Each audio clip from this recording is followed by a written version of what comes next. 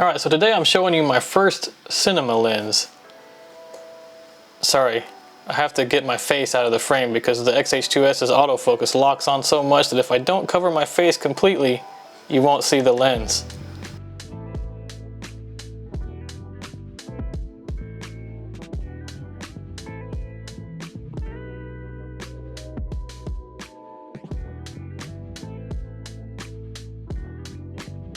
Okay, so this is the Vision Series 35mm cinema lens. This is made by 7 Artisans, and I've heard good things about these lenses. I haven't seen that many reviews, and the price point is really good, so I decided to give one a try for myself. Now, I've not used a 7 Artisans photo lens ever before, so I can't comment on any of my experiences or any of their other lenses. However, I have seen very few reviews, like I said, on YouTube of these lenses, and they come back really nice.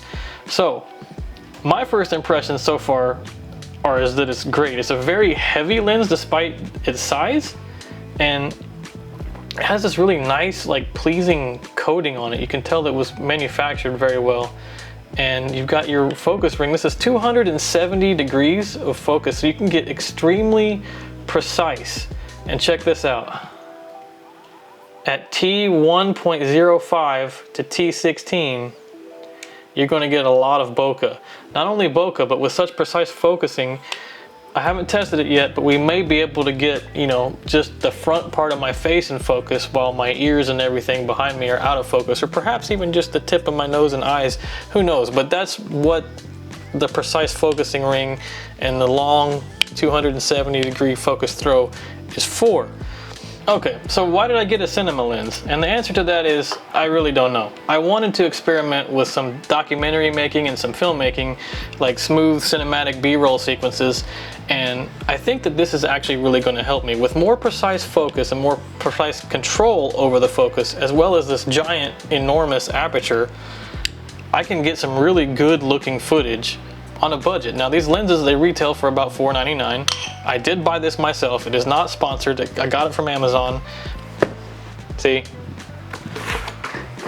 I hope that it works out well for me. And really, at this price point, if it doesn't, you're not out a whole lot. And if it does work really well, this is an incredibly good value.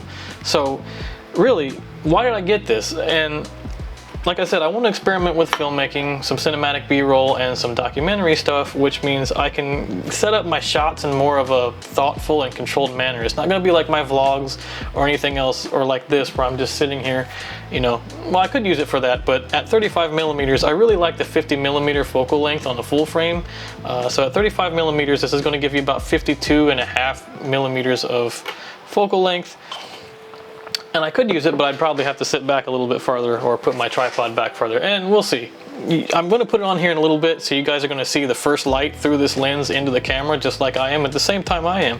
So anyway, as I was saying, about filmmaking and documentaries and things like that, I'm going to put more thought into my shots, and I'm going to go at certain times of day, and I do have things available like these little matte boxes and things like that that can help me control the exposure a little bit. So if I want to do, like, say, a documentary over Griffith Observatory, and I want to get some nice B-roll of foregrounds and backgrounds, not only will I have more control over the aperture and the focus to make more effects, but I think that I will have a lot better low light performance at T1.04 as well, or 1.05, excuse me. So that way, if I wanted to go to these places at nighttime and use the lights that are projecting onto the buildings, etc., I think that I'm really going to be having an advantage with this lens.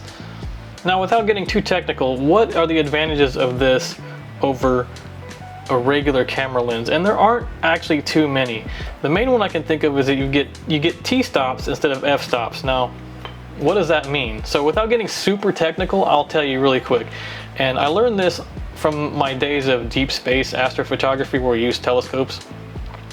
And telescopes, excuse me, are fixed apertures, meaning they don't have any blades or anything like that. It's just a hole that goes all the way through with some glass in the front. And in order to calculate your focal ratio, you take the focal length of the telescope, which the one that I particularly have right now is 400mm, and the maximum diameter of the aperture, which I said is fixed all the way through, is 66mm. So you divide 400 by 66 and you get f6, f6.1.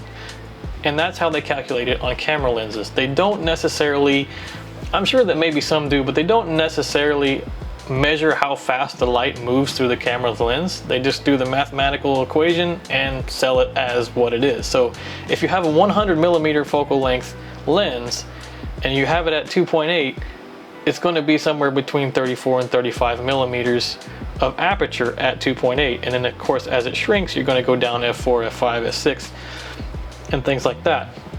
So what is the difference between the F and the T? Well, I'll tell you, the T is a little bit different, as in the fact that you can see here, in order for it to be 1, it would be 35 millimeters divided by 35 millimeters, right? So this is going to be somewhere around 34 millimeters of aperture maximum when it's all the way at T1.05. But what they do is they actually hold this sort of like this, and it's different for every company, and I think some of the major brands like Cook and some of the other anamorphic lenses that are out there, they're probably measured with a specific standard. I don't know what that is. I highly doubt that 7 Artisans use the same standard, but what they did in order to get T-stops, and this has to be done in order to have T-stops, is they take some sort of light. It could be, you know, it's some sort of calibrated light that they know the luminosity value, and they shine it through the lens, and they use a light meter on the other side that measures luminance values, and they measure the speed at which the light travels through the lens. So the value is closer to being more absolute than it is on a camera lens. So why would that be important? It's important because back in the days of film, you had the film strip moving really fast like this in front of the lens, and in order for each frame of film to get the exact same amount of exposure, the exact same amount of light, they had to measure lenses that way. Otherwise, if some frames were getting more light than others, it was going to look funny when you're flicking it on when you're watching it in the theater, or whatever you're watching it in. Some frames are going to be darker than others. You're going to be like, ugh. So they had to make sure that they were exact, and that still carries over today. As we have digital sensors, a lot of them have rolling shutter, and to assume that you're shooting at 24 frames per second or 60, whatever, to ensure that each frame gets exactly the same amount of light as the frame before it, this helps. So with the X-H2s, it's going to be a little bit of an advantage because it does have a stack sensor, so the readout speed is very fast, and to ensure that each frame of video gets the exact same amount of light as the frame before it is great. Also, coupled up, let's say this is fairly light. It's pretty heavy, but for the size that it is, but I think that I can still balance this on a gimbal. And to have this on a gimbal, and let's say somebody, as a matter of fact, this weekend I might actually even go to a motorcycle show with a friend of mine to work a little bit of video, and these bikes are going to be crossing the 6th Street Bridge where there's arches and stuff like that. And because the X-H2s has a stacked sensor, the rolling shutter is reduced, so you don't get that sort of like this on straight lines of, say, a bridge when you're passing it. So if I were to put this on a gimbal, manually focus, and have a driver, let's say, match the speed of a motorcycle while I stick the gimbal out the window and I follow it, I'm not going to get a lot of wobblies from the bridge in the background like this. The focus is going to be very precise, and I think that it's going to look really good. And that's how you set up your shots. You know, it's a more controlled sort of thing, and I don't know how successful I'm going to be because we're not actually closing the road to do anything like that, so we can't do it over and over. I'll just have to see how good I can get. But that's part of the reason for my logic in buying this. I wanted to take full advantage and kind of start to wrap my brain around controlling my shots a little bit better and certain times of day a little bit better for some of these projects that I want to do. So I picked this up, and we'll see how it works out for me. Okay, so this might need a little work because, as you can see, my nose and face are in focus, my ear is out of focus, the background is extremely blurry, and I can't move because this is a manual focus lens, so if I move back, you're not going to see me anymore. But if I walk in like an actor would and set up on my mark, you're going to see me just fine.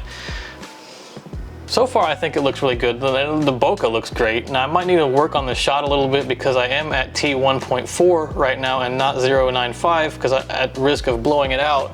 Let's just see what it looks like just for fun.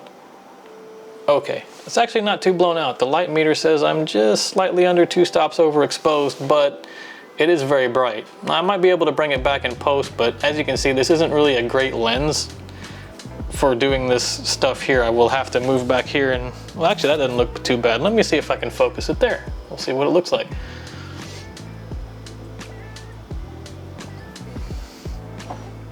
Does that look okay? It's a little bit overexposed, so I can't tell if I'm certainly in focus or not. And one thing I don't really like about the XH2s or any of the Fuji cameras so far actually is the focus peaking built into the camera isn't that good. So I might suggest in a full review of this lens later that one would use an external monitor or like a Ninja or a recorder or something like that, so you can get more precise focus peaking. But anyway, what does it look like? This is T1.05. The background on the little screen here looks completely obliterated. I don't know how much of my head is in focus. I can't see it that well, it's kind of far away. But anyway, I think this, it looks great, and I think I'm gonna have some fun with this. All right, so now we're back on the 16-55 or properly exposed with autofocus, so things should look a little bit different. It might look a little bit dark actually because the sun is moving and I don't have any lights. But yeah, what do you think? I don't know. I'll show you a picture here in a second where I get my XH2s cage out and my little mini follow focus to show you how you can operate the focusing while you're doing sort of a run and gun situation. But yeah, I think this is going to help me really take advantage of some of the stuff that's built in camera and possibly on an external monitor. Like I said, the focus peaking and some of the zebras for exposure. And that's why a lot of these things are actually built into the camera, because especially things like the Panasonic cameras, the Lumix GH6s and things like that, is because if you're using a real cinema lens or you have access to one, like a really nice one, you're going to need, since they're all manual, you're going to need zebras, you're going to need false color, you're going to need focus peaking to really assist you in the video making process. And I just kind of wanted to see what that's like and see what I could do. I'm really having a lot of fun doing video on the XH2s, so I'll see if this is going to take it up a notch. And if it doesn't, you know, I can always return it or sell it. Somebody will probably get a use for it. I can't comment on the image quality of it yet because you just saw the first footage that I took of it, and I'm seeing it for the first time as well, and I'll be editing it here in a few minutes, and I don't know how it's gonna turn out. Anyway, I can also take photos with this too, so if you really are in the mood to do some manual focus or you're doing some portraiture or something like that, this might come in handy, especially if it's at night or you're doing some sort of night scene with like lights, you know, outdoor dining or something. I don't know. You can take it, but just remember that it's all manual, just like the old school film days where you had to manually control your aperture, shutter speed, and focusing then. And of course your ISO was determined by the film you had in the camera, but that's how they used to do it. So I'm not saying we're going back to the Stone Age or anything, but this is kind of an old school method. All right, so here we've got, I'm filming on the X-T4 with the 18-55, and here we've got the lens, the cage and top handle, and as you can see, we got the mini follow focus hooked up to it. That's why this thing has built-in teeth. Right here you can see the teeth that we've got built in, rail that comes with this, and you can do focusing like this. And this is kind of how you would do a run and gun solution. You'd still have to reach in here and manually adjust the aperture, which most people will anyway. But if you wanted to do it on the fly, you could adjust this to move back a little bit and then go with aperture. And it is declicked, so it doesn't make any noise as you do this, so you won't pick up any on a microphone. And yeah, this is going to be my little run and gun setup for like mini documentaries and some stuff like that. Now I am going to go tomorrow to an art and chill. If you haven't seen my video on the last art and chill that I went to, you can click right here, and I'm going to try and do some of that stuff again. It's getting close to Halloween, so there's going to be a lot of creators dressed up in different costumes, and there's going to be a lot of fire breathers, a lot of fire dancing and stuff like that. And we'll see just how good the cinema lens at T1.05 can do with fire and things like that. So I'm kind of excited to use it. That is tomorrow. Hopefully I don't have to work. We have had I work in IT, and we've had a few emergencies and things are just not operating super optimal at this point. So if I don't get roped into something at work, I will be taking this camera with me to the art and chill and giving it a full test, and I'll bring a video to you guys so you can see just how well it performed and make up your mind whether this might be a lens or something that you might like to try.